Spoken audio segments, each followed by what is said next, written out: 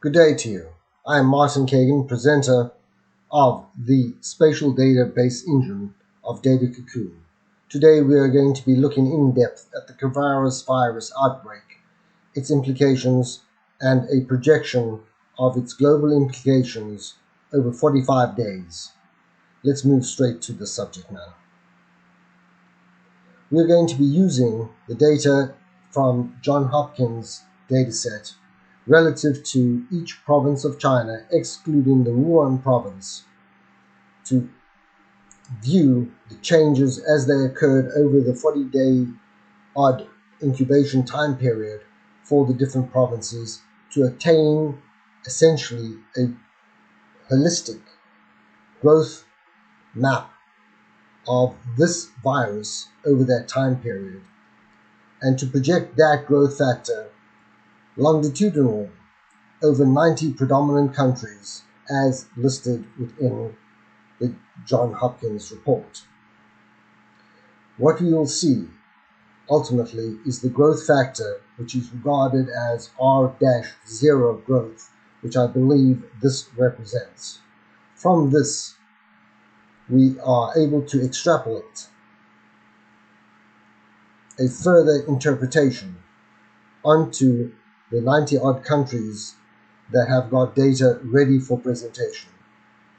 Here we are looking at those 90 countries relative to that percentage growth rate as calculated according to the data by delta change on a daily basis. Delta represents the factorial differential between day-to-day data. What we are producing is a variant thereof, and the production of a projection figure on the top right data set in and over time. As you can see, we start at the bottom. As you see, we graduate over time and we project upwards.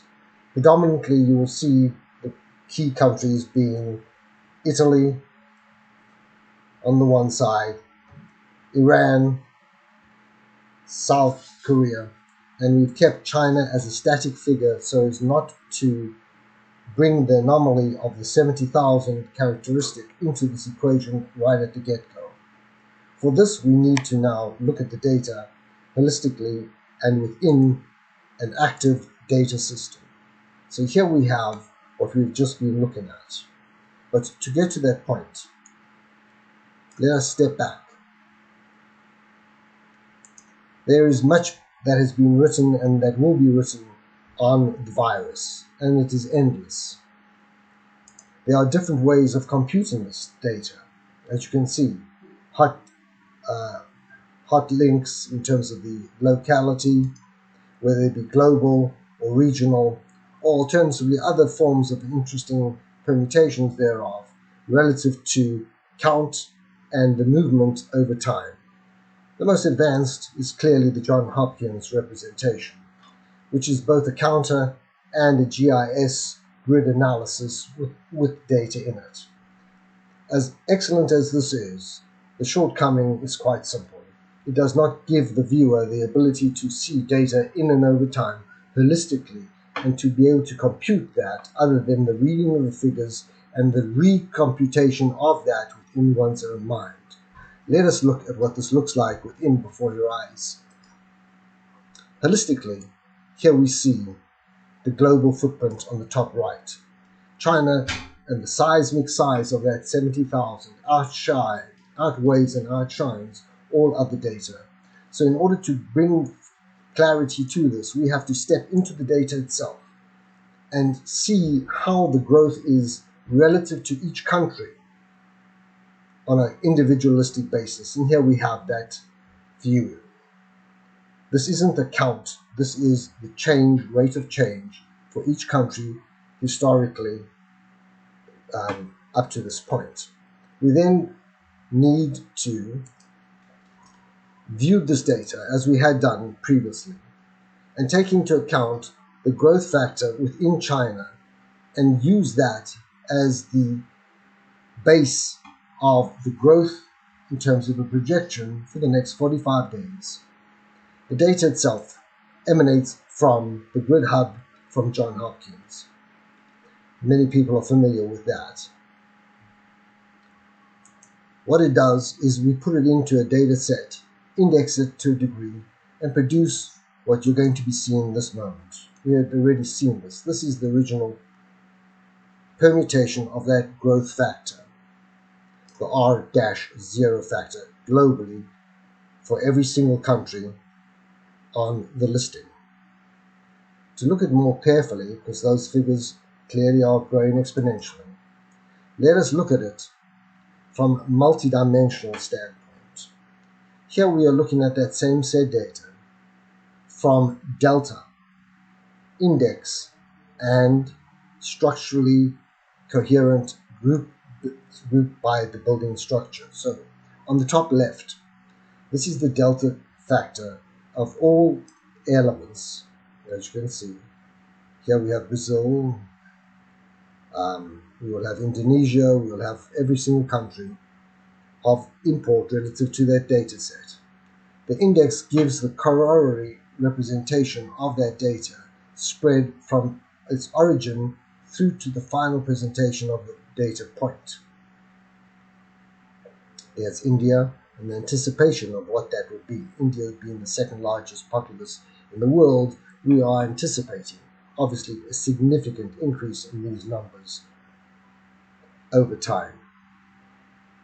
In the bottom right-hand corner is the quantification of this in a multi-dimensional spiral view. These are all time-based graphs, as you'll see. We are able to flow within time and see where that model exactly is in the 40-day time period in terms of the projection. We take this and we apply it to the projection, as you had seen earlier in this presentation. Here are the final assumptions, based on the assumptions, here are the final figures. These figures are based on a series of basic assumptions which still have to be supported. Essentially, it is using the China model as a basis for projecting forward for 45 days.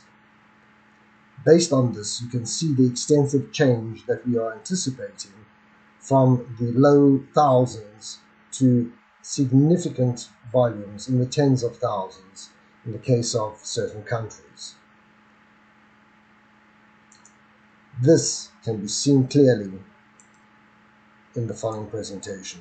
Here, the axial change is as follows. Same countries, same data, but what we're looking at essentially is change within the country over time, from where we presently are right at the bottom to where this anticipates to be. Without being an alarmist, these figures are large. They run into hundreds of thousands of persons based on this base assumption. We stand ready to assist any and all in the evaluation and a better understanding of the growth of this virus as it faces us. As stated, I am Martin Kagan. You're welcome to contact me. My details are clearly presented. I will look forward to speaking with you all. Thank you.